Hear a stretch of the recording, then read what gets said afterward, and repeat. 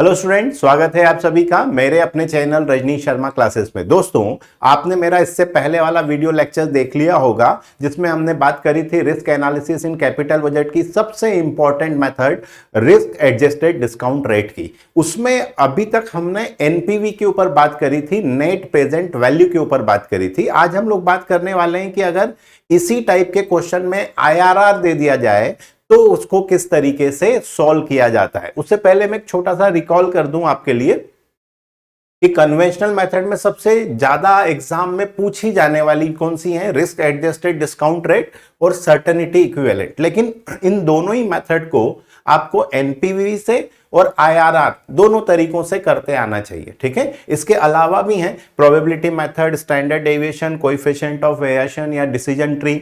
इसके अलावा sensitive model, scenario, simulation, हिलर्स, इस तरीके के हिलर्स मॉडल, जो इस तरीके के सारे क्वेश्चन हैं, ये सब आने वाले वीडियो लेक्चर्स में आपके कवर हो जाएंगे।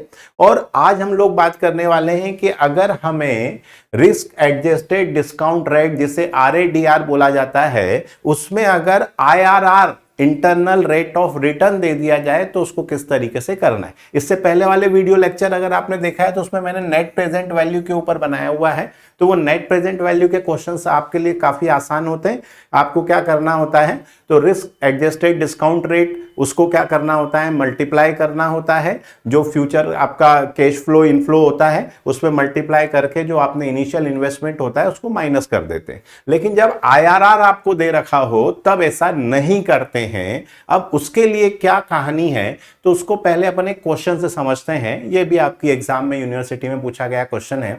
क्वेश्चन में आपको यहां डायरेक्ट क्या दिया हुआ है, कैश इनफ्लो नहीं दिया हुआ है, उसकी बजाय आपको क्या दिया है, आईआरआर, है ना। कैपिटल बजटिंग पढ़ी हुई है आपने, नहीं तो फिर आप मेरे इससे पहले वाले वीडियो लेक्चर्स देख लीजिए कैपिटल बजटिंग पे, तो आपको क्लियर हो जाएगा। तो उन्होंने कहा कि हमारे पास एक कंपनी के पास प्रोजेक्ट है ABCDE और वहां पूछ रहा है कि भाई उसका आईआरआर, प्रोजेक्ट ए का आईआरआर आपको क्वेश्चन में दिया हुआ है 11.25%, बी का 14%, प्रोजेक्ट सी का 15.75% और डी का 13.20% और ई का 12.45%।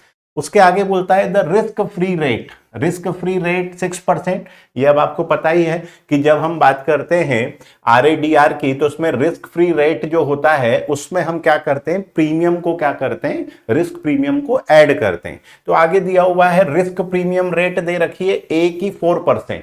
तो ये जो 6 है इसमें हम 4 जोड़ देंगे तो प्रोजेक्ट ए के लिए आरएडीआर कितना हो जाएगा, 10। इसी तरीके से 5, 6, 7, 8, मतलब 6 + 5, 6 + 7, 6 + 8, इस tariके से सभी के लिए आप क्या निकाल सकते हैं, आरएडीआर। मतलब अभी मैं आपको समझाने के लिए यहां पर लिख देता हूं कि आरएडीआर अगर आप हर प्रोजेक्ट का निकालना चाहें तो किससे निकालेंगे, रिस्क एडजस्टेड डिस्काउंट रेट की बात करें तो ये 6% प्लस जो आपका 4% है, ठीक है। तो इसको अगर आप ऐड कर देंगे तो आपके पास क्या आ जाएगा, आरएडीआर। इसी तरीके से प्रोजेक्ट बी की बात करें तो 5% प्रीमियम है और 6%, तो 6 + 5, तो इस तरीके से क्या आ जाएगा आपके पास, सभी का आरएडीआर आ जाएगा। तो उसमें क्या करते हैं, सिंपली आरएडीआर से कंपैरिजन होता है, तो ये 6 और इसके बाद वाला भी 6।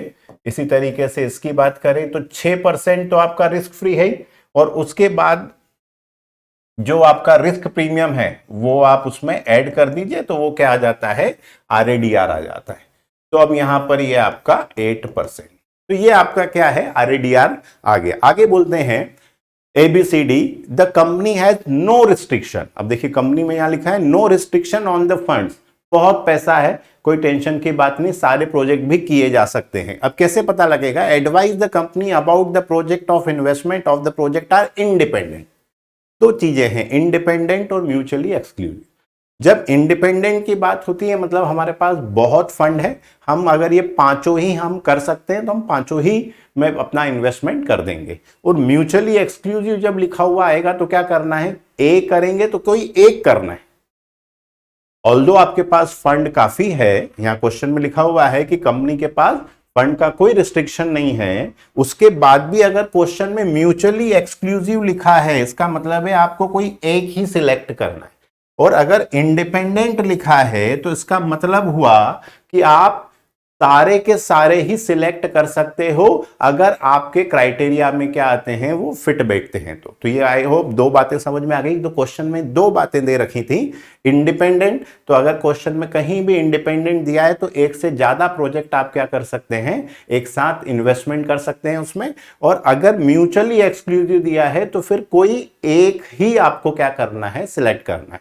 तो अब बात करें हम कि क्राइटेरिया क्या है अगर आईआरआर दिया रहता है तो मैं आपको बताऊं, सिंपली आपको क्या करना है कि इंडिपेंडेंट प्रोजेक्ट, अभी बताया मैंने आपको, सबसे पहले हम इंडिपेंडेंट प्रोजेक्ट की बात करते हैं। तो इंडिपेंडेंट प्रोजेक्ट दिया है तो आपको क्या करना है, सिंपली ये देखना है कि किसका आईआरआर बड़ा है। ठीक है, तो अगर आप देखें तो ये तो हमें क्वेश्चन में दे ही रखा था, आरएडीआर अभी हमने निकाला 6% पर 4%, 6% तो रिस्क फ्री रेट है और ये उसकी क्या है, प्रीमियम रिस्क है।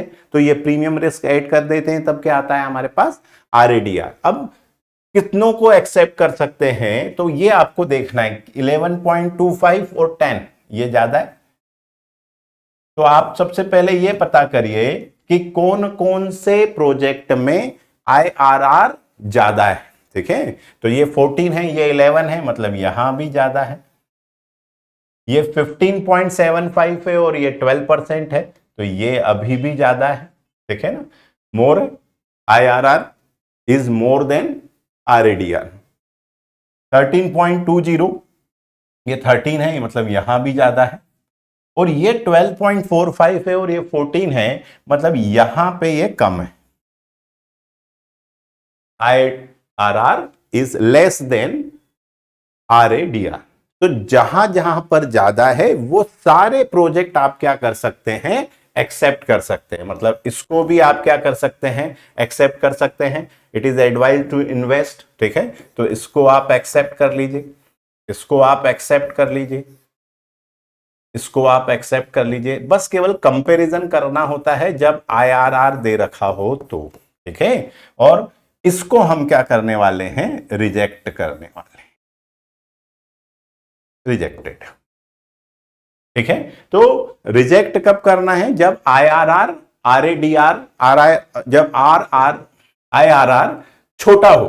ठीक है ना, तो अगर आईआरआर छोटा है किससे, आरएडीआर से, तब आपको वो प्रोजेक्ट अप्रूव नहीं करना है। अब यहां क्वेश्चन में दिया था इंडिपेंडेंट, मतलब हम ये सारे ही प्रोजेक्ट के पे ऊपर क्या कर सकते हैं, इन्वेस्टमेंट कर सकते हैं। Thus it is advisable to the company to invest the project A B C D, मतलब ये सारे ही जो प्रोजेक्ट हैं ए बी सी और डी, ये सारों को आप क्या कर सकते हैं, सिलेक्ट कर सकते हैं इन्वेस्टमेंट करने के लिए। ठीक है, अब अगर यही शब्द यहां पर लिखा होता म्यूचुअली एक्सक्लूसिव, म्यूचुअली एक्सक्लूसिव का मतलब है कि इनमें से भी किसी एक को ही सिलेक्ट करना है, तो फिर किसको सिलेक्ट करेंगे।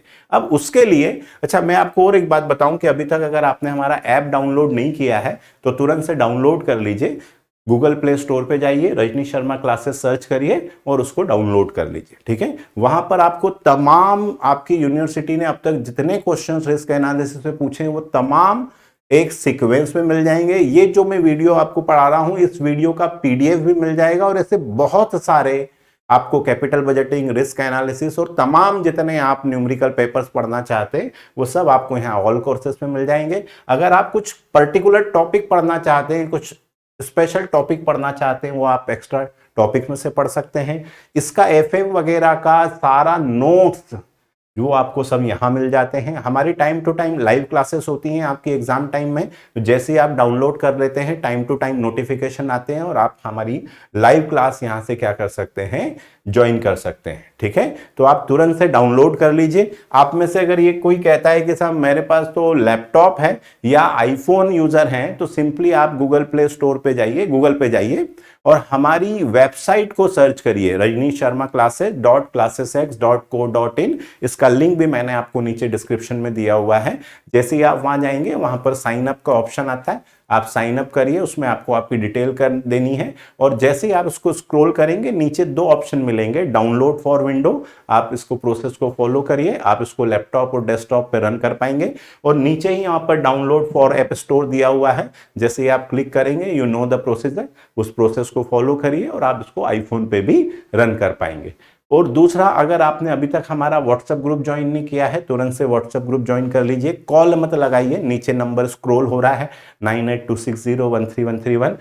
जो भी आपकी हम एग्जाम में हेल्प कर सकते हैं आपको आपके कॉलेज ग्रुप में ऐड कर देंगे, और वहां से फिर क्या होगा, सारी स्पीड अप में आपकी इंफॉर्मेशंस भी आप तक कैरी हो जाएंगी और सारे नोट्स लेक्चर्स के बारे में आपको तुरंत पता लग जाएगा।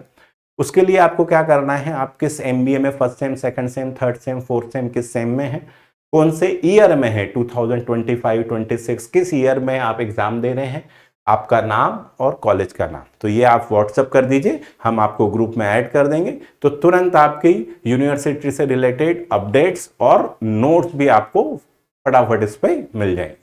तो चलिए अब पहले बात करते हैं किसकी, कि म्यूचुअली एक्सक्लूसिव दिया हो तो क्या मतलब है। तो मैंने अभी आपको बताया था कि इंडिपेंडेंट दिया मतलब आप बहुत सारे प्रोजेक्ट एक साथ रन कर सकते हैं, उनको इन्वेस्ट कर सकते हैं उसमें। लेकिन अगर म्यूचुअली एक्सक्लूसिव दिया हुआ है तो फिर किसी एक ही प्रोजेक्ट में आपको इन्वेस्टमेंट करना है। अब ये बात तो हो गई थी अभी हमने कि कौन कौन से ज्यादा हैं। तो देखिए ये तो हमने बता ही दिया था कि ये IRR ज्यादा है, मतलब ये हमने एक्सेप्ट कर लिया था। ये ज्यादा है, ये ज्यादा है, ये भी ज्यादा है, और ये कम है, ये लेस है। ठीक है, तो इसको तो हमने रिजेक्ट कर दिया था, अभी आपने देखा।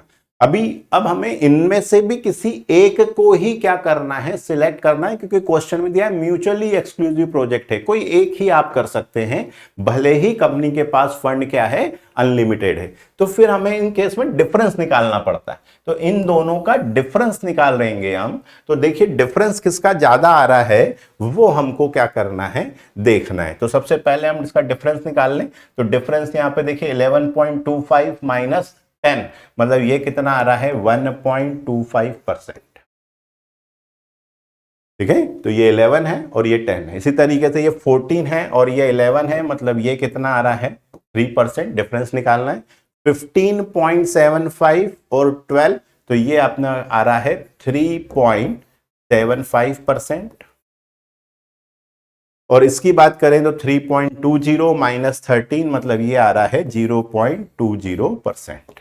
और इसको तो हम वैसे ही रिजेक्ट कर चुके हैं क्योंकि 12.45 ये लेस है और ये क्या है, ज्यादा है। तो इसके बारे में तो हमें कोई लेना देना ही नहीं है। ठीक है, अब बात करें इनमें से किसको सिलेक्ट करना है, तो जिसका सबसे हाईएस्ट हो, डिफरेंस में जिसका सबसे ज्यादा डिफरेंस जो हाईएस्ट है, बड़ा नंबर है, वो सी का है। तो हम एडवाइस करेंगे कि अगर कोई एक ही प्रोजेक्ट करना है तो फिर वो कौन सा किया जाए, project C. Thus, it is advised to the company to invest in project C because the project has the largest difference of IRR over RADR among these projects.